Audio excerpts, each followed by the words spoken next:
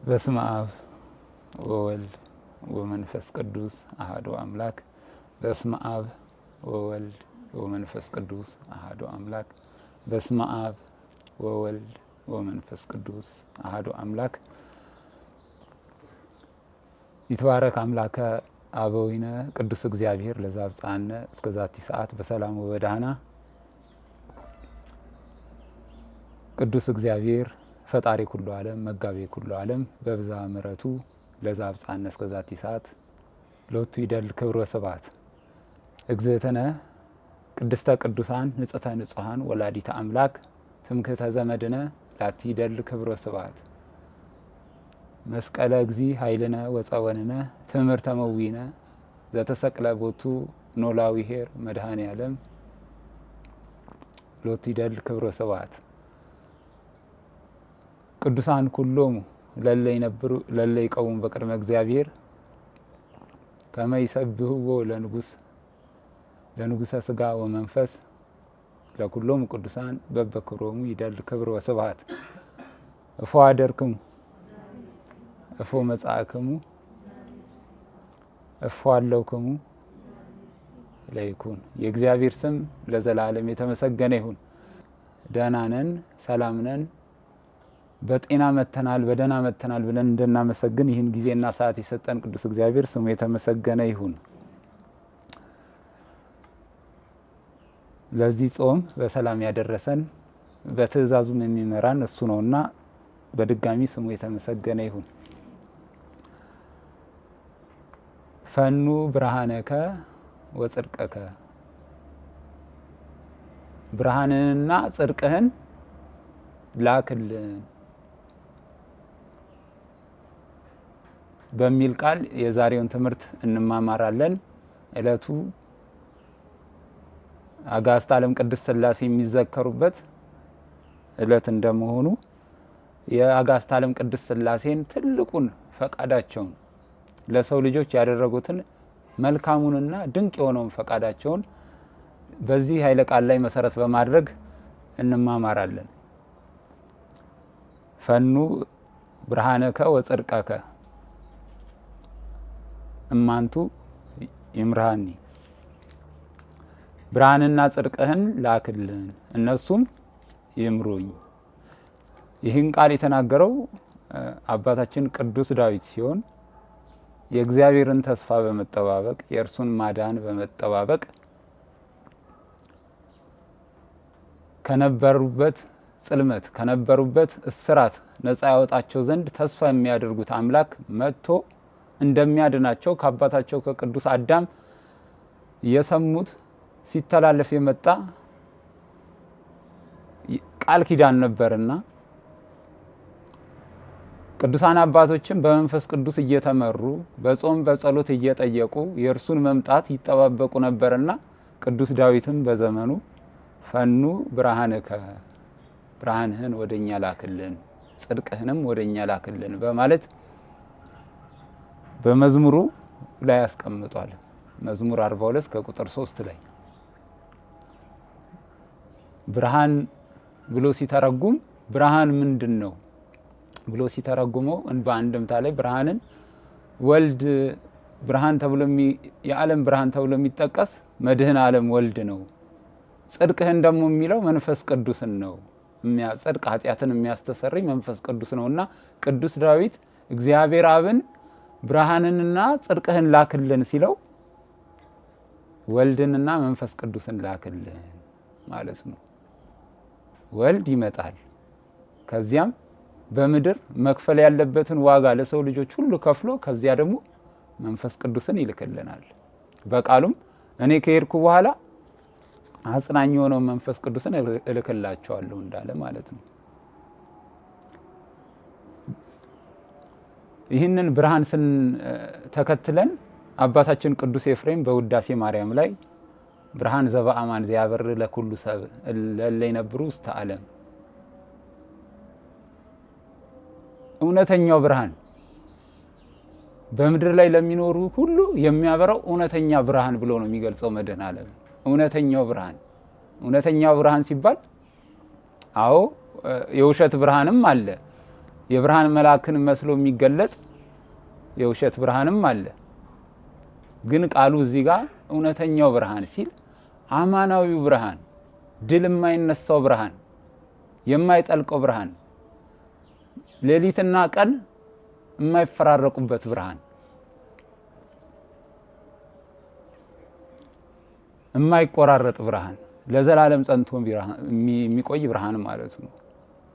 ብርሃን ዘበአማን ዘያበር ለኩሉ ሰብእ ለእለ ይነብሩ ውስተ ዓለም በእንተ ፍቅረ ሰብእ መጻ ውስተ ዓለም ወኩሉ ፍጥረት ተፈስሐ በምጽአትከ ወኩሉ ፍጥረት ተፈስሐ በምጽአትከ ይላል ቅዱስ ኤፍሬም።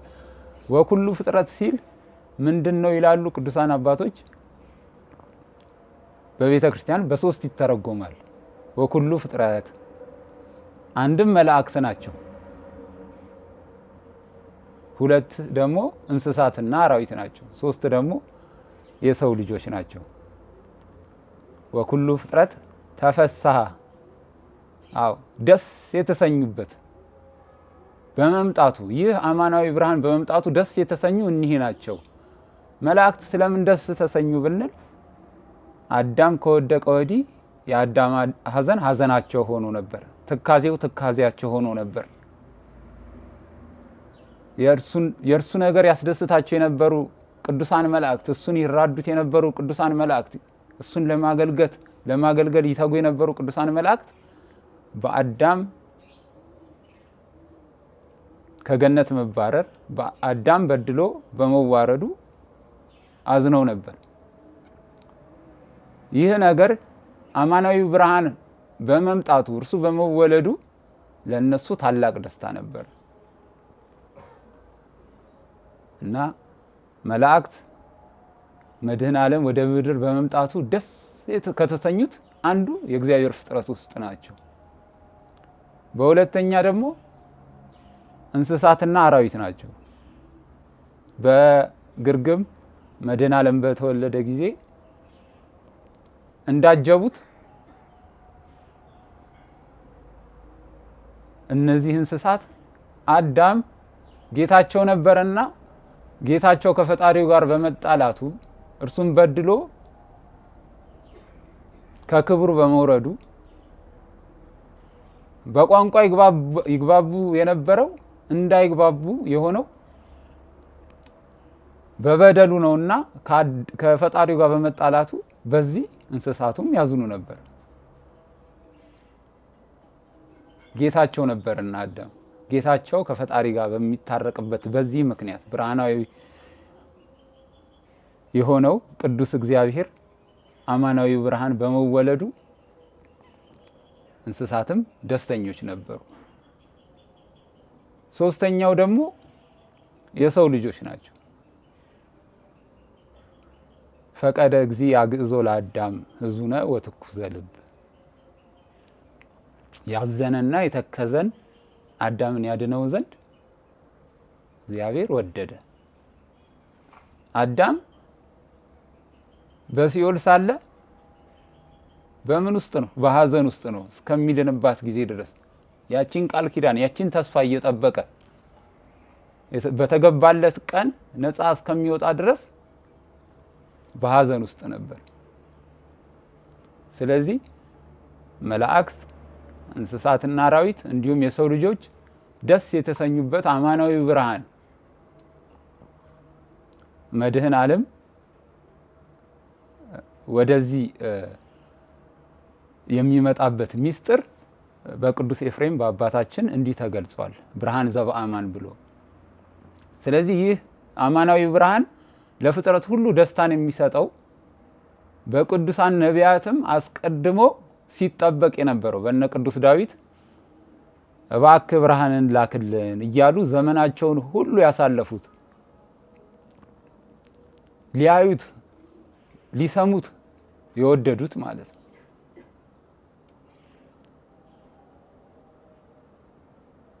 ለዚህ ነው ይህንን ጾም ጾመ ነቢያት ብለን የምንጾመው። ቅዱሳን ነቢያት የእርሱን መምጣት ሲጠባበቁ እድሜያቸውን ሁሉ በመንፈስ ቅዱስ እየተመሩ ስለ እግዚአብሔር እየተናገሩ ይህችን ጊዜ ጠብቋት ስለነበረ ነው። እኛም እንግዲህ የመድኃኔዓለም የልደቱን ነገር ለመዘከር ይህንን ጾም ደግሞ በተገባ ልደቱን ለማሰብ የልደቱን በዓል ለማክበር ጾመን መገኘት ይጠበቅብናል። ሳንጾመው ልደቱን ልንቀበል አንችልም። ይህ ጾም ጾመ ነቢያት ይባላል። በተጨማሪም በቤተ ክርስቲያን ጾመ ማርያም ይባላል። ማለት ወላዲተ አምላክ አምላክን ከመውለዱ አስቀድሞ ሰማይን የፈጠረውን ምድርን የዘረጋውን ይህንን አምላክ እንዴት እንዲሁ ወልደዋለሁ? እንዴትስ ተዘጋጅቼ መሆን አለበት?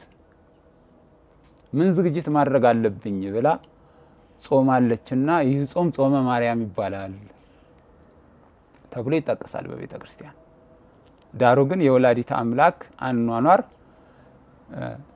ሕይወቷ በሙሉ በጾምና በጸሎት የተሞላ ነው። እሱን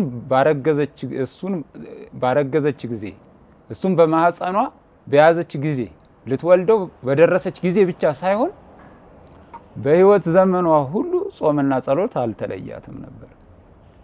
ወላዲተ አምላክን የጾምና የጸሎት እናት ብንላት የሚያንስባት ነገር አይደለም። ስለዚህም እኛ ይህን የመድኃኔዓለም የልደቱን በረከት ለመቀበል አስቀድመን ልንጾም ይገባል። እኛ የምንጾመው ግን ለድህነት ነው። እኛ የምንጾመው ለበረከት ነው። አሁን ስንተኛ ሳምንት ላይ ነን? አስተምህሮ የመጀመሪያው ሳምንት አልፏል። ብስራት ሁለተኛው ሳምንት አልፏል። አሁን ያለንበት ሳምንት ብርሃን ይባላል። ቀጣይ ሳምንት ኖላዊ፣ ከዛ ደግሞ ልደቱ።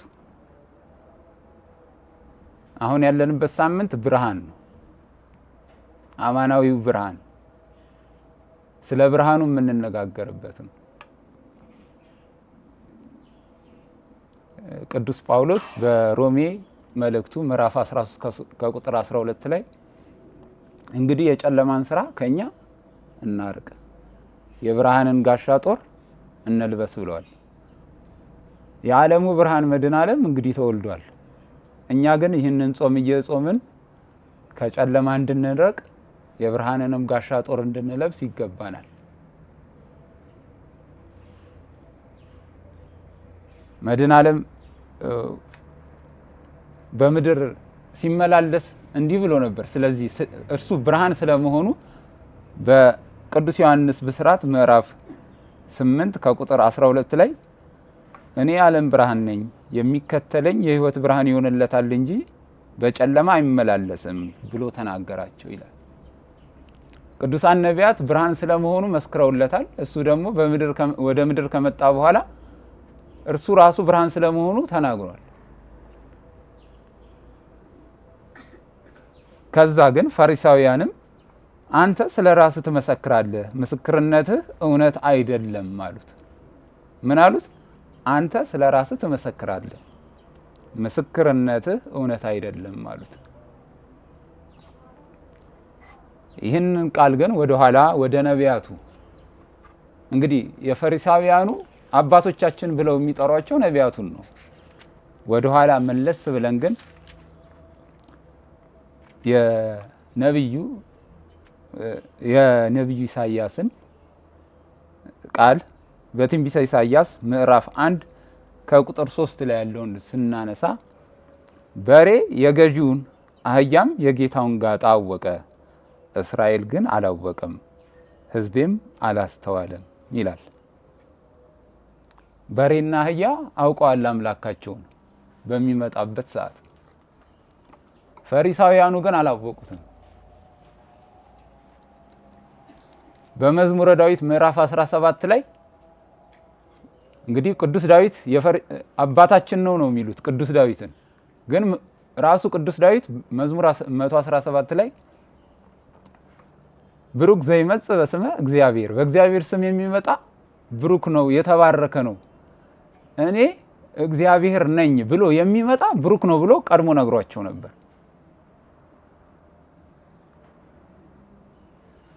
እኔ ዓለም ብርሃን ነኝ ሲላቸው መድኃኔ ዓለም በአካል ተገኝቶ ግን አላመኑትም። ለዚህ ነው በሬና አህያ በሬ የገዢውን አህያም የጌታውን ጋጣ አወቀ ያለው። እስራኤል ግን አላወቁትም ፊት ለፊታቸው እየነገራቸው።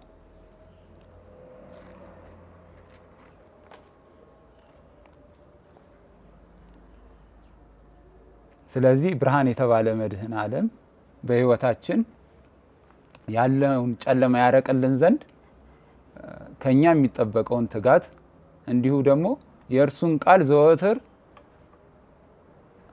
መማር ይገባናል። ቃሉን ያውቁታል፣ አለማወቅ ብቻ አይደለም፣ ቃሉን ያውቁታል። ግን በቀና ልቦና በመንፈስ ቅዱስ የሚመሩ ስላልነበሩ ነው ያ የቅዱስ ዳዊት ቃል በጊዜውና በሰዓቱ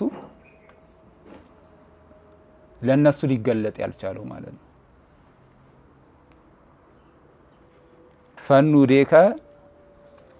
ፈኑ ብርሃንከ ወጽድቀከ እማንቱ ይምርሃኒ፣ ብርሃንንና ጽድቅህን ላክልን እነርሱ ይምሩኝ። ዘወትር ልንለው የሚገባ ነገር ነው። ብርሃንና ጽድቁ ነውና ይመራን። ወደዚህ ቦታ ወደ ቅዱስ ስፍራው ያመጣን ብርሃንና ጽድቁ ስለሆነ የነቢያት አምላክ ነቢያትን ያነሳሳ በመንፈስ ቅዱስ የመራቸው ለኛ ዛሬ ላይ ምግብ ሆኖን እንድናነበው፣ እንድንመገበው፣ እንድንኖርበት ትላንትና ነቢያትን ያስነሳቸው ቅዱስ እግዚአብሔር ከዛም ትንቢቱን ደግሞ ፈጽሞ በዘመኑ የነበሩትን ሐዋርያትን ደግሞ ያስደሰታቸው በፍስሐ በሐሴት ልቦናቸውን የመላ ዛሬ ደግሞ ለኛ ሳናየው እንድናምነው የእምነትን ኃይል የሰጠን በስሙ ደግሞ በቀና መንገድ እንድንጓዝ የመረጠን ቅዱስ እግዚአብሔር ዘወትር የሚመክረን የሚገስጠን ስሙ ለዘላለም የተመሰገነ ይሁን። ዘወትር ብርሃንንና ጽድቅህን ወደኛ ላክልን ልንል ይገባናል። ባልንም ጊዜ ብርሃኑና ጽድቁን ይልክልን ዘንድ የእርሱ መልካም ፈቃድ ይሆንልን። ያስተማረን የመከረን ቅዱስ እግዚአብሔር ስሙ ለዘላለም የተመሰገነ ይሁን። ስብሐት ለእግዚአብሔር ወለወላዲቱ ድንግል ወለመስቀሉ ክቡር። ይምሃረነ ወይሳለነ በርትዕ ተዋሕዶ ሃይማኖት ያጽናነ።